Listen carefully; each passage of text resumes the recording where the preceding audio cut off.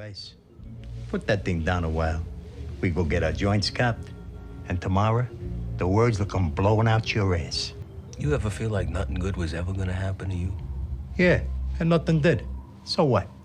I'm alive, I'm surviving. That's it. I don't want to just survive. I got no identity. I mean, even Brendan Fallone's got an identity. He's dead. I killed that fucking email cola on nothing. I don't even move up a notch. All I got is nightmares. That Polish, Czechoslovak, whatever the fuck he is haunting me in my dreams every night. Holy shit. We gonna get to that in the review. I feel like he's trying to tell me something. That we fucked up the night that we buried him. What did we do wrong that night? The gum was hot, so the slugs in his head couldn't be traced back to me. You know who had an arc? Noah. He was clean shaven, he's got a fucking beard now. Oh, you know what? I read that. That happens. Look at his fingernails. Oh, fuck, they're like a woman's. Over the fucking puke. Hilarious. That's that shit we all learned in elementary school. So you know when you help me die, your lift him. We'll nails take him down the grow. Pine Barrens before they build a fucking condo here. So are we gonna sell or what? For Jason. But you know, I don't want to hear that you took one of your Colleens on a cruise. What's that supposed to mean, Colleen's? We all know you're a sucker for those Irish girls. I married you. God damn. Yeah, I was a mother figure. Don't bust my balls with Freud by numbers, would you? Don't bust my balls. Watch it, Richard. Your Calabrese's showing. What, are you Hilarious. somehow implying by all this I'm Yeah. ashamed to be Yeah. an Italian-American? She is. With all the poverty, starvation, ethnic cleansing, and generally horrible shit in this world, you devote your energies to the protection of the dignity of Connie Francis. Man's a criminal, Jennifer. And after a while, finally, you're going to get beyond psychotherapy with its cheesy moral relativism. Finally, you're going to get to good and evil. And he's evil. Sorry I'm late, the alarm was. What the fuck is wrong with you? We're under a microscope and I gotta hear on the street you shot some fucking civilian in the foot because he made you wait for buns? Fucking Paulie. Don't play fucking Paulie. The fucking Georgie comes into the club, he's got vomit all over his shirt. I ask him, what the fuck? He says you're digging up somebody you clipped 3 months ago. I was worried. Shut up! Hey, you wanna get caught? I've seen it before. That's fucking cowboyitis. You wanna be a big bad guy, Christopher? I was worried that I didn't do it. Shut up! It's like just the fucking regularness of life is too fucking hard for me or something. I don't know. I bet you're sleeping all the time, right? It's the only thing I still enjoy. He sees the signs of the depression. Thinking maybe you're depressed. Me? I'm no fucking mental midget. Maybe you got a serotonin problem, or whatever the fuck they call it, you know? You know about that shit? Saw it last night on a program. What, take fucking Prozac? Not this skinny guinea. You ever think about, Fuck no. imagine those fucking losers blowing their skulls all over the bathroom? It's fucking pathetic. They've both thought about it. Multiple times, many times. This is them opening up. Like, they barely opened up at all, but that was them opening up. I'm Agent Harris. This is Agent Driscoll. May we come in?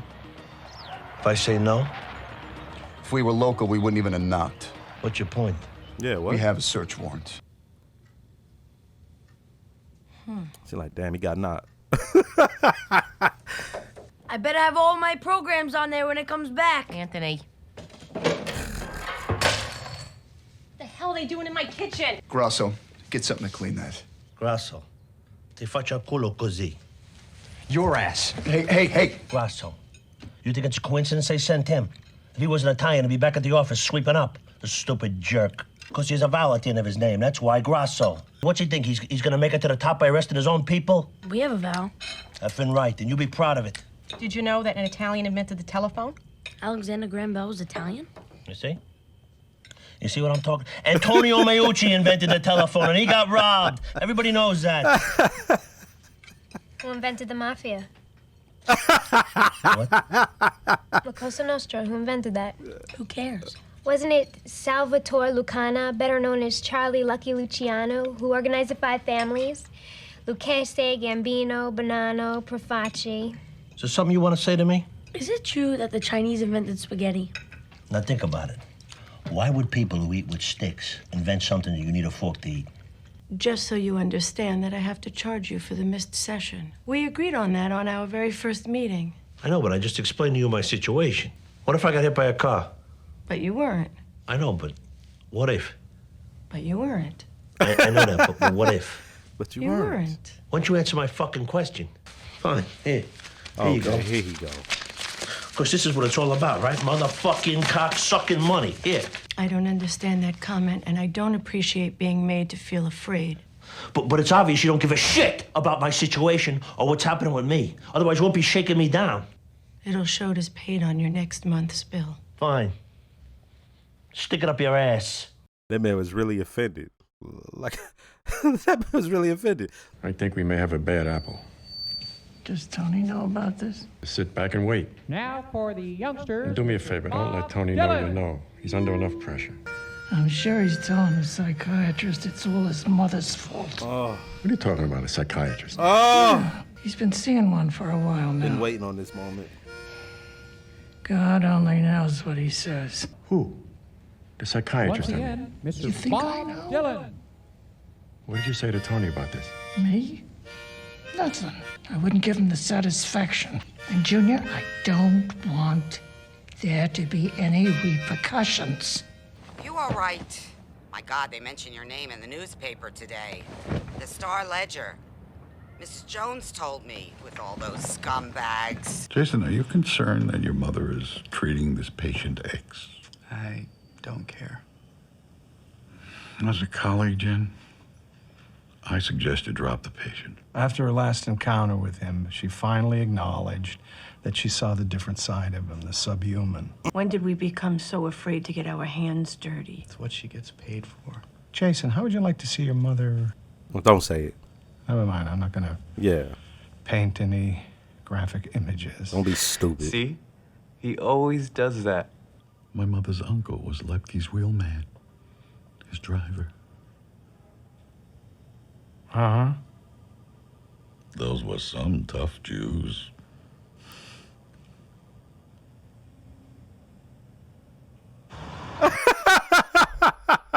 We gonna get into this in the review. They just showed something there. They're almost critiquing the show and the response to the show, it seems. For them to have done this so early on, I would expect an episode like this later on, you know. For him to talk about I needed a mafia therapist, right? Somebody like him would have done well to to speak to someone about it. Like, how do you feel about not getting that clout for bodying that Czech gentleman? First, let me start by saying don't forget to like, comment, and subscribe. If you are subscribed, make sure to hit the notification bell. Shout out to all the new viewers. Shout out to all the subscribers. And I have a Patreon with full-length early reactions to things like this. If you'd like to, check it out. Look, I really enjoyed that episode, right? So I was thinking about this, like, I don't remember when, but it just occurred to me. I'm, what was this, episode 8, probably, I believe it was, of the first season. And I'm like, I didn't realize how much of the gangster element was just a backdrop for this. It's almost just a setting for what they're really trying to convey here. And this episode is a perfect example of that, right? So in the backdrop, we have their gangsters. Shit going on. We saw the feds had caught up on them. They learned about the indictments. As they said, New York, all the motherfuckers is down in Fort Lauderdale already. Meaning they on the lam, okay? Uncle Junior, he's an old school kind of guy. He's like, oh, y'all motherfuckers think everything's a goddamn everything's an indictment, right? Like y'all think the feds are always on to us. So he's like, you immediately want to go on the lam. The one guy heard that and was like, Tony, what do you think we should do? Tony, before he can even answer, Uncle Junior's like, fuck you talking about? I just said what we doing. That's his role. It's final. That's not. There's moments when there's some democracy in this, but at that moment, he made the call. But here's what's interesting. We all know what Tony truly is. You know what I mean? Like, everybody else pretty much falls under him. Right? And so whatever he says gotta go. So I like later on where he says, you was thinking like about letting us, you know, probably tying up loose ends and cleaning up just in case. And he's like, that was gonna be my next thing to say. It wasn't. He really wants to stand tall and show toughness and it almost seems as if with Uncle Junior, he has to show he's not scared of anything. It's all about, right? Like I'm the big one here. So as soon as I start, y'all all gonna pay me. I don't give a fuck what you got going on. Y'all all gonna fall in line and follow orders. Oh, indictments, yeah, we standing tall, but you got to be smart here, okay? These are different times than they used to be. And I like how it went. Like they were going around there with the camera and you see everybody talking and responding to each other. It was just really cool. And then the next scenes were them going and grabbing their family at the wedding. The wedding just clears out. Half the wedding clears out. Pussy goes and grabs his money. Goes and grabs his card with the money in it. And then they're going and cleaning up. And I was like, hey, I like that, okay? Now, Pussy, that man is like, as we've seen, he's the books guy, at least from what I could tell so far. So all the books he had and shit, he was, let's get rid of those. Let's get rid of those. Right? It was just so dope because if they would try to do that today, as I said, the way technology is and the way things run, it doesn't play the same. It doesn't go the same. But when on here, for them to find out, like, wait, New York is already bounced. It's like, damn, yo. But that's the backdrop, okay? That's what's going on. So Christopher, this motherfucker, sees the news. First off, he's having that dream. Dream was crazy. As I said, that was a hell of a dream sequence. I'm talking about of everything.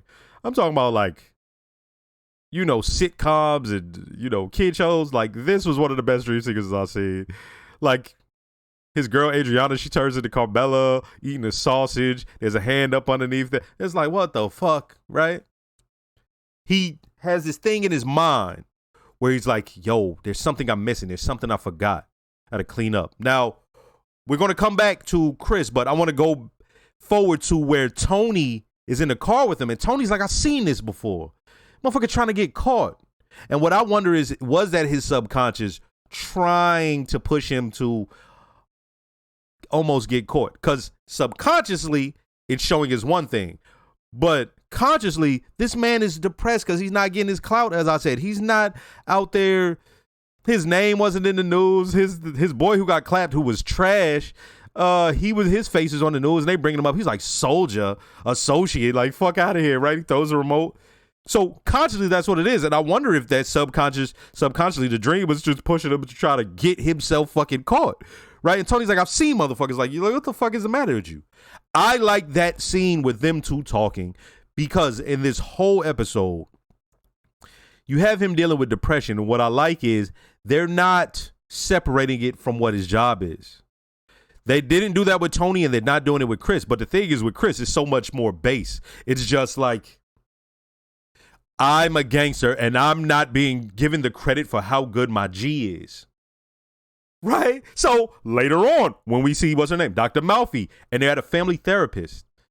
And I never considered that you'll see family therapists even with like somebody who's in college. I believe that there's someone's in college. If not, he's like really older. And so when they're talking, the guy jokes, and we're going to get into him and his response. The Jewish gentleman, he jokes about a mafia therapist. And I'm thinking like, maybe, right? We got mafia lawyers, right? They talked about that moral relativism. And a lot of these lawyers, like, the way they are, it's like everybody deserves they chance in court, right? You got us a Saul Goodman. You got the lawyer that worked for the Barksdales in The Wire. Their whole thing is these people rated too, right? We in the U.S. Now let's go back to Christopher. Christopher's response consciously. He goes, I'm not depressed. What do you think? I'm not a mental midget.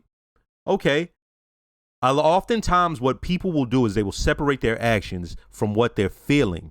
And the thinking is, I'm not no mental midget. Okay, well, why did you respond to that guy by shooting him? Why did you fly off the handle? Knowing that what they had going on was going on, he still did what he did. I'm cheering it on, right? Because I just wanted to see the foolishness. But in real life, this takes place. It's like, Chris, why would you do something like that? For me, I'm sitting there like, yeah, you kind of are a mental midget.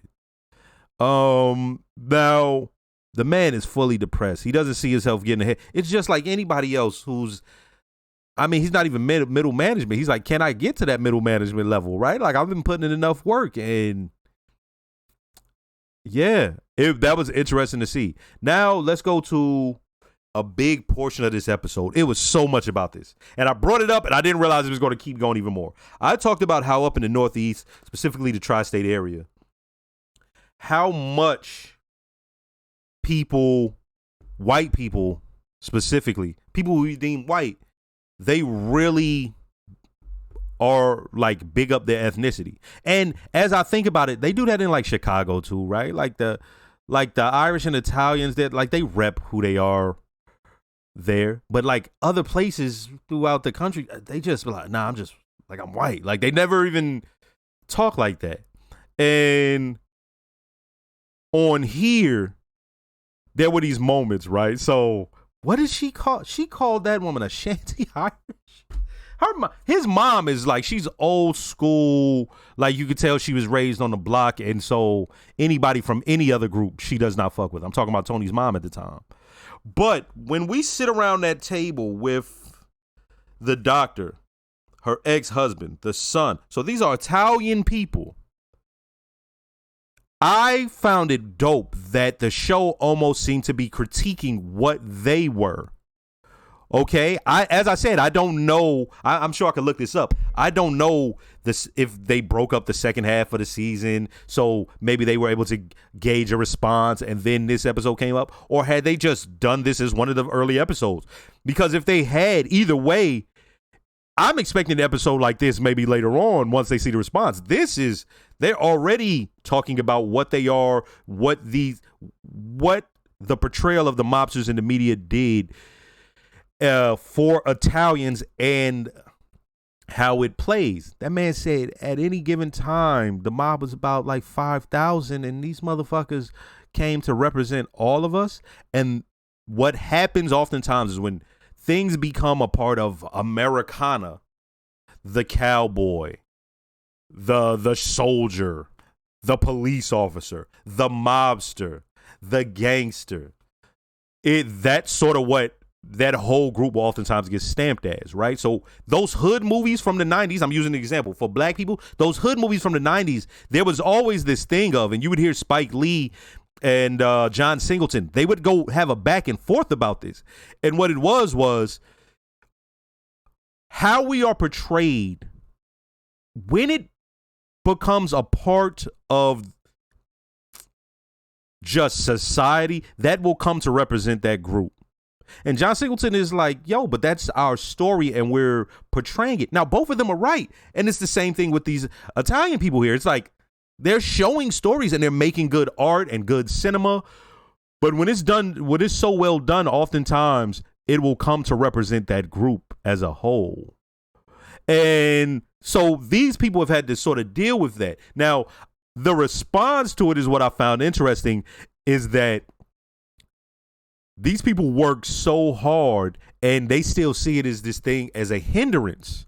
Like, you know, people look at us, they look at us that way, and it's like, dog, really? I mean, I feel like y'all doing pretty well, right? This is not a thing where it's like with black people where that whole hood movie thing, people think that, or like not even just hood movie, like comedies like Friday. People just think, hey, that's how we are. It's like, nah, it was just a good work of art, my guy. Like, it's all of us are that way. Yeah, there's some crazy motherfuckers, but that's the way it is in everywhere. So whatever is portrayed, that sort of just becomes it's deeper than a stereotype. As I said, it becomes a part of Americana, even when it's portrayed to the rest of the world. So a motherfucker comes to the U.S., part of it is, okay, blacks are this way, the Italian American is this way. And what I liked, I said before, the Sopranos almost seemed as if they were calling themselves out. And to see the family like, not with those people, right? Don't get it twisted. Like everybody was just cool with them. Now I want to bring this up. For the whole mythology behind a lot of the street gangs and also mobs is that it was always a form of protection, especially when they get over here. Because as I said, remember, when they first get over here, they're not considered just, they're just white people. No. You're Irish, you're Italian, you're Jewish, you're Polish. Even if you was a Polish Jew or if you were a Russian Jew, you're Jewish, right? Like there were these. You had to protect your own group. As I said, we go back to a movie like Gangs of New York or just older stuff. What happened is it always starts as some form of protection. But of course, if it's a black market and you're doing this out of the limelight or out of the way of the law, what happens? They start feeding off of these groups of people that they're there to protect. So what happens? There's a lot of resentment. Okay? So a lot of these people, they're like, these people aren't good. These people, look what they've done. Look how they've, for one, we're portrayed that way. Look at how much mayhem and murder and stuff they've caused, and we sort of like worshiping them. So the family's whole thing, I find that to be like fascinating. Excuse me, of like, yo, find a way to get out of that. Now, let's go to the doctor that the family was talking about. His whole response to it was almost as if he's one of us looking at it. Like, yeah, it's so cool, right? Like, he says that name, and they're like, what? He's like, oh, yeah, the driver of the, for Lucky Luciano. And it's like, what? What are you bringing that up for? And he wanted to make it know, like, hey, yeah, Jews get it in too, right? Like, we're tough too. And it's one of those things where they're looking like, oh, we came to you being serious about a serious subject. But to him, these people are caricatures almost. The mobster, right? So for him, it's like a ha-ha, he. You know what I mean? But that's just something you deal with in a larger society. Okay. To see the Sopranos sitting around the table, making their kids feel how important it is to be Italian and what the Italians have done. As I said, the longer these certain ethnic groups stayed, the more they just meld in and they just become, okay, they're white. But up in the Northeast, it's different. So, but you even see the longer they stay. Look at his kids. His kids aren't so, hey, pro-Italian this, Italian that. So he wants to make sure to get that conveyed to them. And I thought that was dope that they brought up. Now, some people might find it funny and comical that this gangster is like, oh, really? You really care about, what the great Italian Americans did? Y'all are responsible for blah, blah, blah. But it's like, nah, they take pride in that. Part of the inception of this whole thing is protection of Italians and the Italian way. Okay? So to see Tony trying to like get that conveyed to his kids, I thought that was interesting. I thought it was dope, man. And yeah, man, this was a good episode. Like, yeah, this is a good one. I've been talking for 15 minutes. Hey, next episode.